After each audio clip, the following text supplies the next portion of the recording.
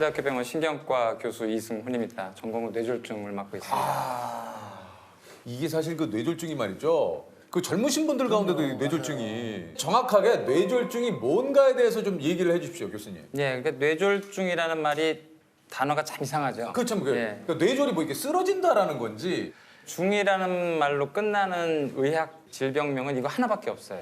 없습니까? 예, 이거 하나밖에 없어요. 그런데 이제 뇌졸중이라고 헷갈리시는 분들이 많은데 뇌졸은 졸지에 뭐 갑자기 중은 약간 뭐 적중한다 뭐 이런 의미할 때 타격을 받는다 때린다 이런 뜻이거든요. 그래서 뇌가 갑자기 타격을 받는 병이다라는 뜻입니다. 뇌가 갑자기 타격을 받는 병이 뇌졸중이군요. 네네. 그러니까 오늘 저희가 이제 그 주제가 살면서 만나고 싶지 않은.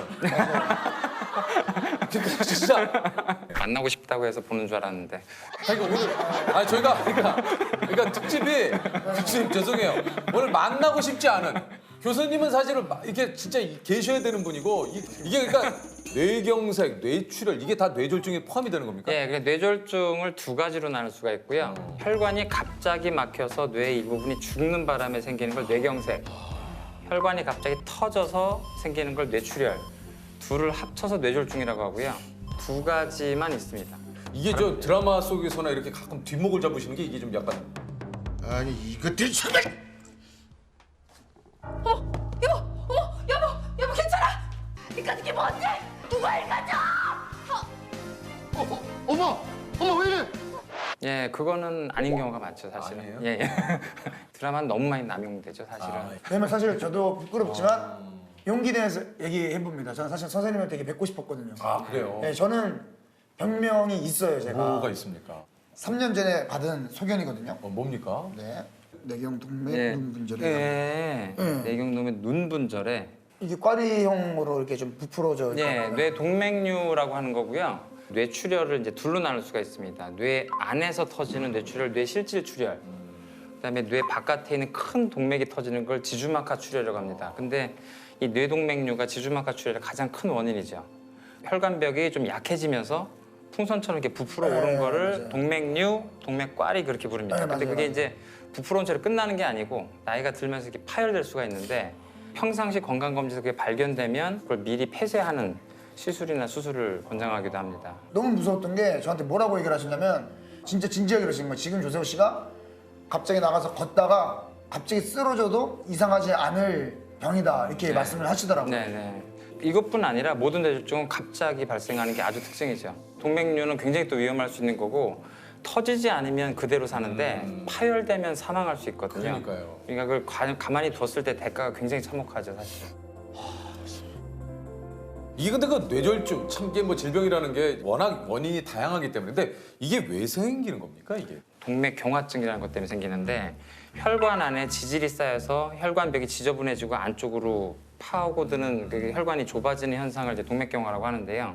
동맥경화도 갑자기 생기는 게 아니라 여러 위험 요인들이 조절되지 않고 몸에 오랫동안 축적될 때 생깁니다. 그 대표적인 요인들이 고혈압, 네. 당뇨, 고지혈증, 담배, 술은 조금 애매하지만 저희들이 환자분들에게 이 5가지를 가장 기본적으로 얘기를 하죠.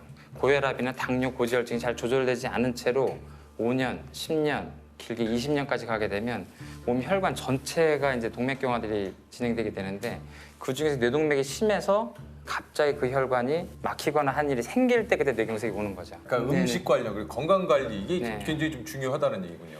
고혈압과 당뇨가 있을 때 잘 하면 되죠. 평상시 너무 그렇게 또 그럴 필요는 없나요? 예, 대부분 이제 외래 오시면 너무들 많이 이제 뭘 먹어야 되냐, 뭘 안 먹어야 되냐. 나는 17년 동안 닭고기를 먹지 않았다. 뭐 잘했냐, 뭐 이렇게 보면 17년 동안 닭고기를 먹지 않았다. 그 진짜 예, 아, 나 잘하고 있는 거냐? 네. 예. 칭찬받아. 나 치킨 안 먹고 있는데 그렇게까지 막 극단적으로 네. 그럴 필요는 없고. 네, 오늘 당장 드시라고 그랬죠. 드셔야 된다. 그러면 좀 그것까지 뇌졸중 아까 좀 얘기를 했지만 이게 전조 증상이 어떻습니까? 뇌졸중이 올 때 흔한 증상이 편마비라고 해서 한쪽 팔다리가 마비되거나 발음이 잘못 나오거나 이제 어지럽거나 물체가 2개로 보이거나 한쪽이 안 보이고 이런 증상이 있습니다. 근데 전조 증상은 그런 증상이 생겼다가 귀신같이 딱 없어집니다. 없어져요. 예, 한 5분, 10분 내로 없어져 버려요. 그러면 이제 내가 꿈을 꿨나? 아니면 이게 지금 내가 착각한 건가? 졸렸나? 뭐 이렇게 착각하실 수가 있어요. 근데 그건 혈관이 막혔다가 혈전이 막혔다가 몸이 뭔가 혈전 용해 성분 때문에 뚫린 거거든요. 갑자기 혈액이 다시 들어가니까 좋아진 거란 말이에요. 근데 동맥경화가 같은 그 위험병들은 현재 그대로 가지고 있기 때문에 재발할 가능성이 엄청나게 높습니다. 그냥 그분은 증상이 생겼다가 풀리면 당장 응급실 오셔야 돼요. 내가 좀 이상하다 싶으면은 빨리 좀 병원을 가서 맞아요, 진단을 맞아요. 받아보시는 거니 좋. 그렇죠. 근데 그게 이제 모든 분들이 그럴 필요는 없고 고혈압, 네. 당뇨, 고지혈증, 술, 담배 요 5가지에 좀 본인이 많이 노출됐었고 이게 또 아닌데 너무 걱정하다 보면 또 네, 그러실 네. 수 있잖아요. 그러니까 네. 스스로 좀 진단해 볼 수 있는 방법이 좀 아, 있습니까? 그래요? 이제 한 60세 넘었는데 고혈압, 당뇨가 있다, 고혈압, 고지혈증이 있다 이러신 분들은 팔다리 힘이 빠진 게 약간 미미하게 왔을 때 테스트 해보라고 하는 방법들이 있습니다. 뭡니까? 그게 이제 손을 앞으로 내밀고 내밀고 예, 눈을 감고 눈을 감고 손을 이게 완전히 이렇게 펴야 됩니다. 이렇게 완전히 펴. 한 5에서 한 10초 정도 지난 다음에 자기 손을 봅니다. 네, 그러면 이제 괜찮죠? 괜찮죠. 예, 근데 이제 이 힘이 살짝 빠지면 살짝 이렇게 돌아가요. 아 이게 한쪽이요. 이거 못 버티고 이렇게 살짝 이렇게 돌아가요. 아니면 이게 살짝 떨어지기도 하고. 그리고 다리도 마찬가지로 이제 양쪽 다리를 이제 침대 위에서 양쪽을 동시에 올리고 눈을 감고 있어라 그러면 한쪽이 살짝 떨어집니다. 그래서 이제 그걸 본인은 못 느끼겠는데 아주 경미한 위약이 있을 때, 마비가 있을 때 테스트 해보라고 하고요. 발음 같은 경우는 약간 발음이 이상한 것 같다 그러면 이제 간단한 발음 3가지. 맘마, 랄라, 가가 3가지 해봅니다. 그게 이제 발음이 뭉개지면 이 환자 구음장애, 발음장애가 있다. 아, 맘마, 맘마, 가가, 랄라, 갈라. 예, 맘마가 이제 입술에서 나는 소리고요. 엄마. 랄라는 맘마. 경국에서 나는 소리고 가가. 랄라. 가가는 이제 연국에서 나는 소리니까 그 3가지를 간단하게 빨리 테스트 해보는 거죠. 아 여기 또 이제 테스트 또 하나가 뭐가 있습니까? 얼굴 찡그림을 하라고 합니다. 사실은 얼굴이 보통 약간 비대칭이라서 사실 뇌졸중이 생겼을 때 얼굴 찡그림은 좀 확실하거든요. 그래서 이 해보라고 했을 때 이걸 땡기지 못하게 착 쳐지시는 분들이 많이 있어요. 뇌졸중이 생기면. 그래서 이제 이쪽이 쳐졌을 때 이쪽에 마비가 있다. 그럼 이쪽에 뇌졸중이 생겼을 가능성이 있다라고 생각을 하죠. 네, 대칭입니다. 예. 네, 네 대칭. 뭐 뇌졸중을 또 예방하는 거 이게 요거 좀 네. 예방할 수 있다 하는 거 좀 있습니까? 암이라는 병은 다른 예고 없이 그 암이라는 병이 찾아오지 생기고 마. 감염도 갑자기 찾아오는 거지만 뇌졸중은 합병증입니다. 고혈압이나 당뇨, 고지혈증 이런 게 오랫동안 축적이 돼서 계속 혈관에 스트레스를 줄 때 동맥경화가 생기는 거니까 사실은 고혈압하고 당뇨 같이 아주 진단하기 쉬운 이 질환을 평상시에 잘 진단하는 게 굉장히 중요하죠. 고혈압. 사실은 진단이 너무 쉬워요. 평상시 집에서 팔뚝혈압계로 혈압을 자주 재보시기만 하면 140에 90을 넘는 게 조금 흔하다. 그럼 고혈압일 가능성이 높은 거고 당뇨 같은 경우는 1년에 한 번씩 피검사로 딱 한 가지만 그냥 하시면 됩니다. 그 당화혈색소라는 수치가 있는데요. 네. 6.0을 넘어가면 이제 당뇨될 가능성이 높아진다. 근데 고혈압이든 당뇨든 처음부터 갑작스럽게 심하게 나타나는 게 아니고 서서히 올라가거든요. 네. 서서히 올라갈 때 초기에 2가지를 잘 잡으면 그대로 갑니다, 사실. 사실 혈압이 200이 돼도 본인이 모르거든요. 계속 모르고 있다가 그걸 수년, 수십 년 살다가 나중에 혈관이 완전히 심한 동맥경화가 된 상태에서 발견되거나 더 심하게는 혈전이 생겨서 막혀서 불구가 된 상태로 이제 병원에 오시게 되는 한 경우가 굉장히 많은 거죠. 그러니까 이제 평소에 잴 수 있는 이 고혈압, 이 혈압만 재도 네. 이것을 평소에 관리를 잘하면 네. 뇌졸중은 걱정을 안 해도 될 것 같다. 그렇죠. 거의 네. 걱정을 안 해도 되죠. 근데 뇌졸중이 병 중에서 그래도 좀 희망적인 부분은 처음 발생했을 때가 제일 심합니다. 그 다음부터는 대부분 환자분 치료에 의해서 거의 다 나아져요. 좋아져요. 100% 좋아지는 사람도 있고 경미하게 좋아지는 사람도 있고 그대로 가는 사람도 있지만 처음 만났을 때가 제일 나빠요. 그래서 환자분들한테 제일 좋은 소식은 지금이 최악입니다. 이게 좋은 소식입니까? 저 어쨌든 내가 지금 최악이라는 소리인데 더 나빠질 내가 거야. 네. 그러니까 지금이 최악이니까 앞으로 나아질 만 네. 남았다. 지금부터 점점 좋아질 겁니다. 어떻게 의사를 시작하신 겁니까? 그 원래 의사를 시작한 것도 좀 애매하게 시작이긴 했는데 공부를 하다 보니까 갑자기 의대에 왔더라고요.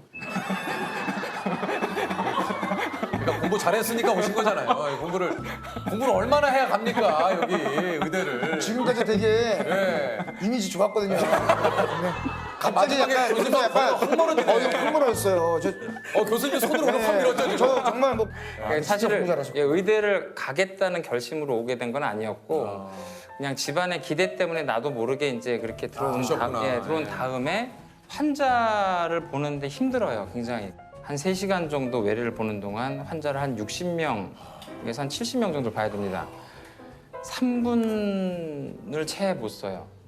그러니까. 예, 그러니까 이제 굉장히 높은 수준의 지식을 전달하고 환자들한테 앞으로 삶에 대해서 얘기하고 싶은데 그러기 힘드니까 알게 된 지식이나 아니면 알게 된 물질이나 이런 것들을 좀 소개하고 싶습니다. 그래서 사실은 알게 된 지식에 대해서 논문을 많이 쓰고 최근에 좀 교과서도 쓰고 특히 뇌출혈, 지주막하 출혈 환자들 이제 사망하지 않게 만드는 그런 신약을 이제 2012년부터 연구한 게 있어서 그거를 지금 신약으로 꺼내기 위해서 굉장히 노력 중입니다. 그래서 사실은 개인적으로 생각하는 좌우명이 있는데 스티브 잡스가 돌아가시기 전에 이제 항상 했던 얘기 중에 굉장히 유명한 말이 이 대우주에 네가 흔적이라도 남기지 않으려면 여기 뭐하러 태어났냐라는 말이 있고 그리고 무하마드 알리 같은 경우는 수많은 명언을 남겼지만 네 꿈이 만약에 너를 두렵게 하지 않는다면 그 꿈은 충분히 크지 않은 것이다 라는 말이 있습니다. 그래서 저희가 그 무하마드 알리의 명언은 나비처럼 날아서 벌처럼 벌처럼 살아.